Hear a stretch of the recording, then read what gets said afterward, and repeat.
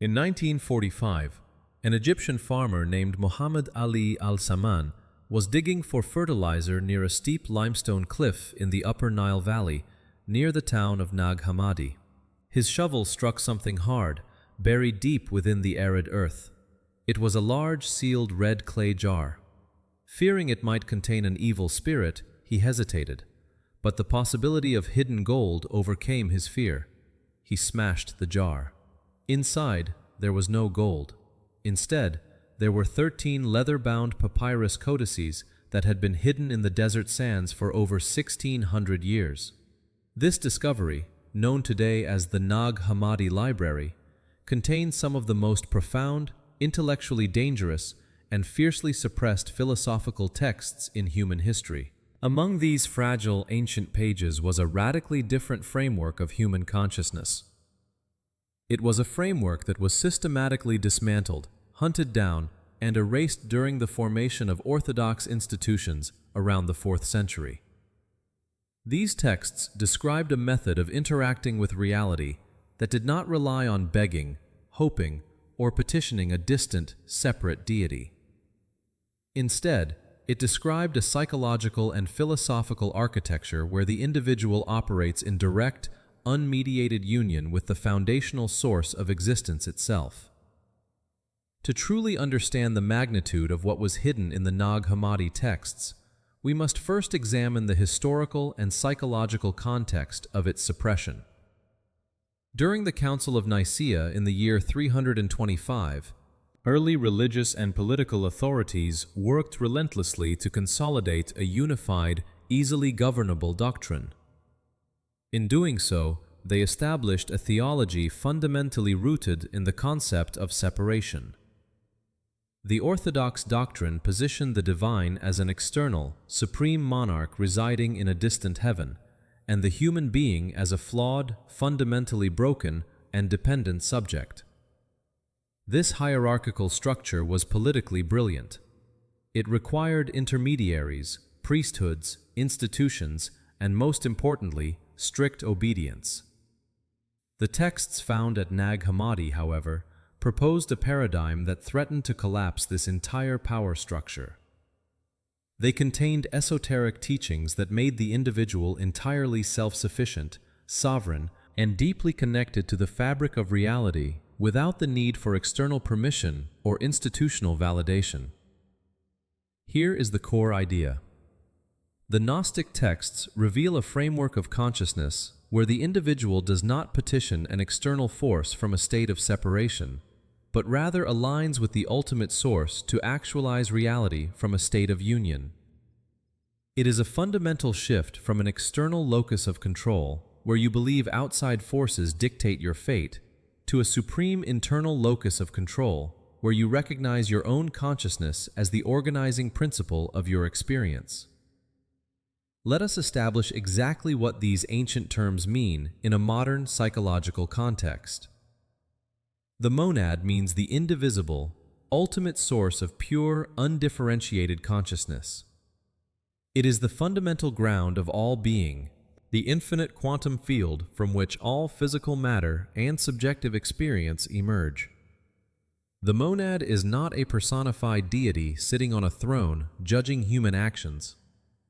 It is the infinite awareness that permeates every fabric of existence. According to this framework, the consciousness that allows you to perceive, to think, to feel, and to observe the world at this very second is not just a byproduct of biological machinery. It is the monad itself, experiencing the material plane through a localized point of attention, which is you. You are the universe viewing itself from a specific set of coordinates. Conversely, the Demiurge means the architect of limitation. In Gnostic mythology, the Demiurge, sometimes called Yaldabaoth, is an arrogant lesser force that constructed the material universe as a closed system of rigid rules, steep hierarchies, and perpetual suffering. It is a force that demands worship, thrives on human ignorance, and believes itself to be the ultimate God because it cannot perceive the monad above it. But when translated into modern psychological and sociological terms, The Demiurge is the ultimate metaphor for the conditioned human ego and the oppressive societal structures that bind us. The Demiurge represents every limiting belief, every external system of control, every traumatic behavioral loop, and every cultural narrative that tells you that you are weak, separate, and powerless. Furthermore, the servants of the Demiurge, known in the texts as Archons, perfectly represent the ingrained cognitive biases, the societal conditioning, and the institutional programs designed to keep your consciousness trapped in a state of perpetual anxiety, conflict, and survival mode.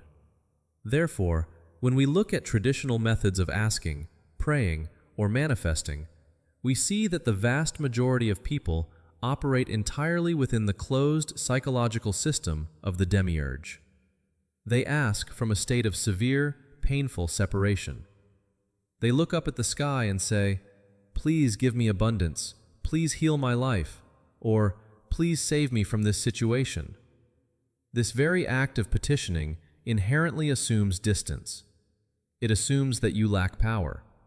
It assumes that there is a cosmic gatekeeper whose mood, judgment, or arbitrary timeline determines your worthiness to receive what you desire. It reinforces the identity of a beggar, perpetually waiting for a wealthy king to drop a coin. The framework discovered at Nag Hammadi bypasses this dynamic entirely. It works through a profound psychological and philosophical restructuring of your core identity, operating sequentially through three distinct mechanisms. The first mechanism is cognitive severance. Before you can operate from the unconditioned frequency of the monad, you must fundamentally detach your identity from the false self constructed by the demiurgic system. The voice in your head that constantly doubts, fears, compares your achievements to others, and measures your worth against arbitrary external metrics is not your true consciousness.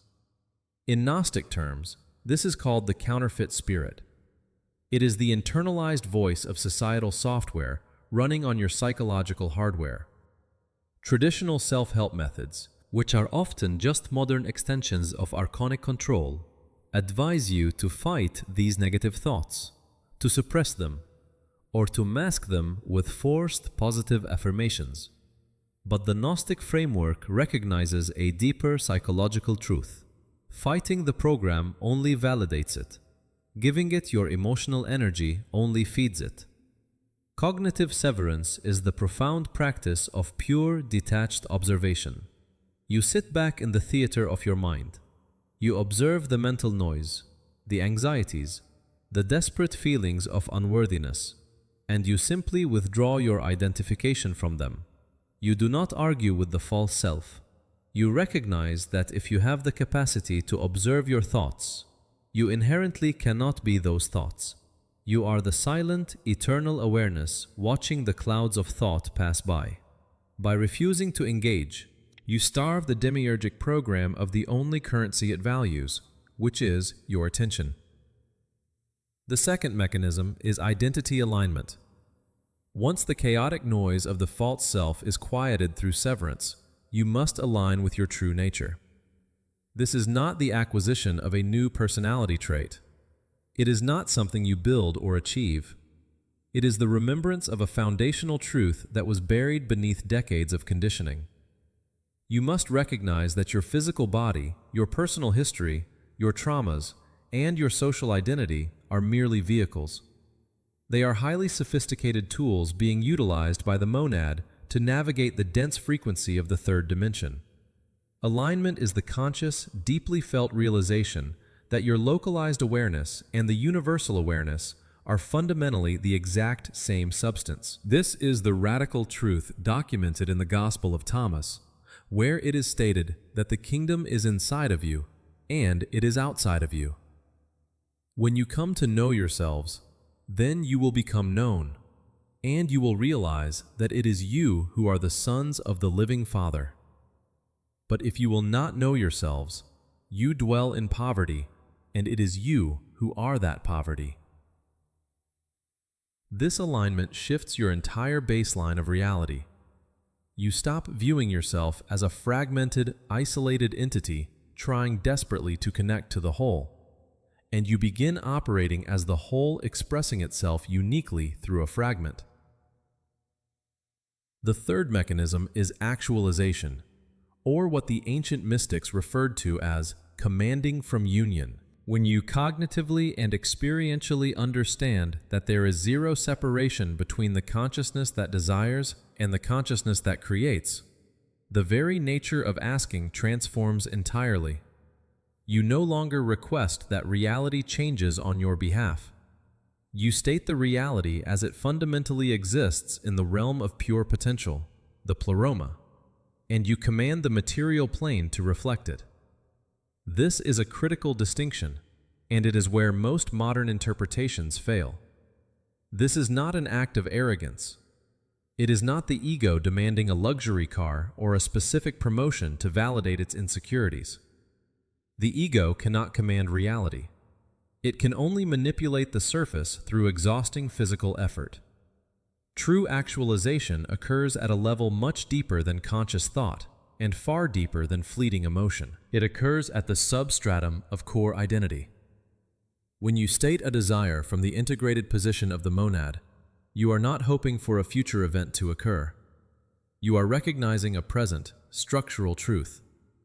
For example, rather than begging an external force for financial freedom, you anchor yourself in the undeniable certainty that you are the presence of abundance itself. You declare that the fulfillment of the desire already exists in the unified field, and the material world, being a denser, slower manifestation of that field, must inevitably organize itself to match your cognitive blueprint.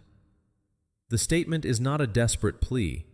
It is an architectural command handed directly from the architect to the building materials.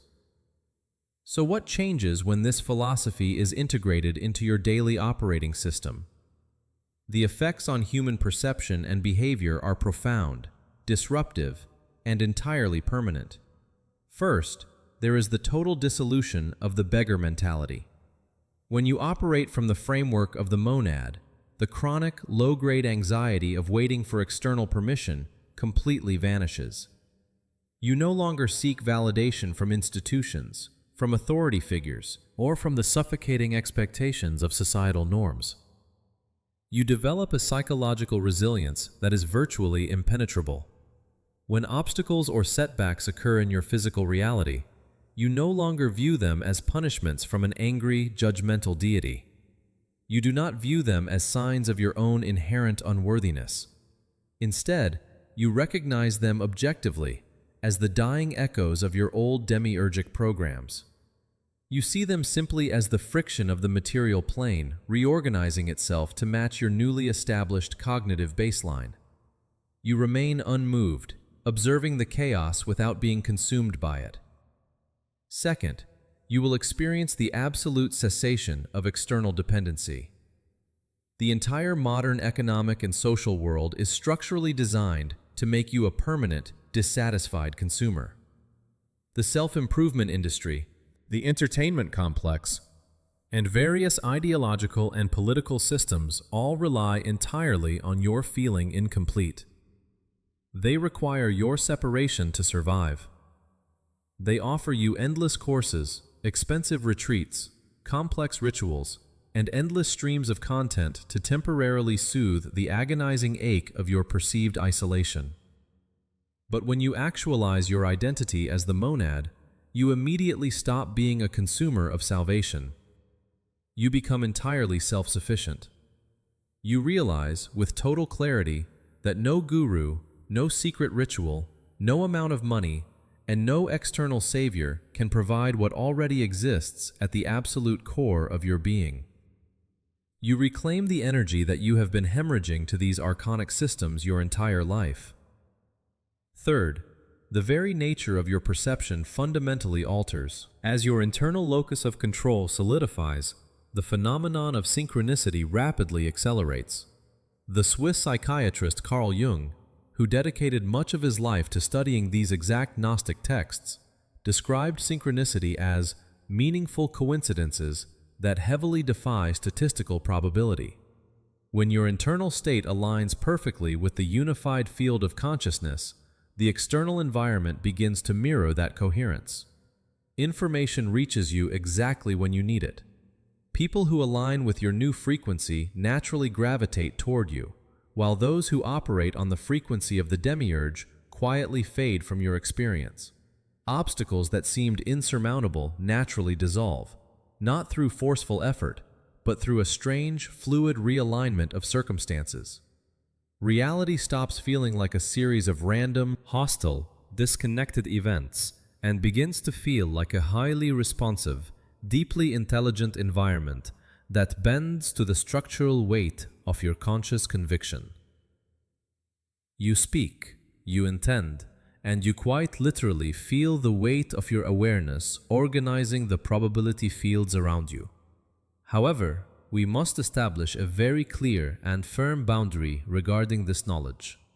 This philosophical framework is not a magical shortcut. It is not a superficial manifestation trick designed to indulge the shallow, unhealed desires of the human ego. If you attempt to use this profound cognitive technology simply to acquire material status symbols, to impress people you do not even like, or to exert control over others, you are still operating entirely from the frequency of the Demiurge. You are merely using a higher truth to serve a lower master. You remain enslaved to the opinions of the very society you believe you are manipulating. Furthermore, this process requires immense, unrelenting psychological discipline. Overriding decades of deeply ingrained conditioning is not a weekend project. You will face significant cognitive dissonance. The old neural pathways, the deeply entrenched habits of the counterfeit spirit, will fight fiercely for their survival. You will experience days of intense doubt. You will face moments where the illusion of separation feels incredibly dense and overwhelming, and the urge to fall back into the comforting role of the victim will be strong. This is not a sign of failure.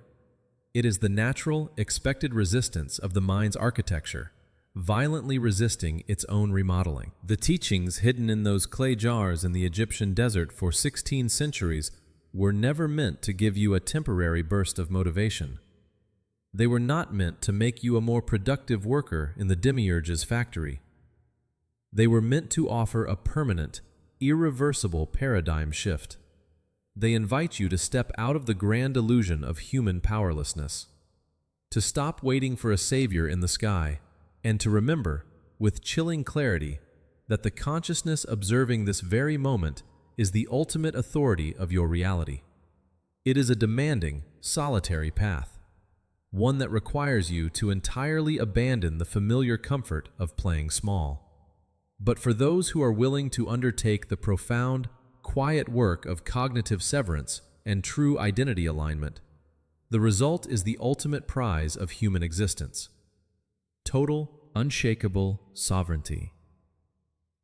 If this deep exploration of consciousness, ancient wisdom, and philosophical psychology provide a genuine value to your journey, consider subscribing to this channel. We will continue to analyze the hidden mechanisms of human thought and the underlying architecture of reality. Take this knowledge, observe your mind, and let the real transformation begin from within.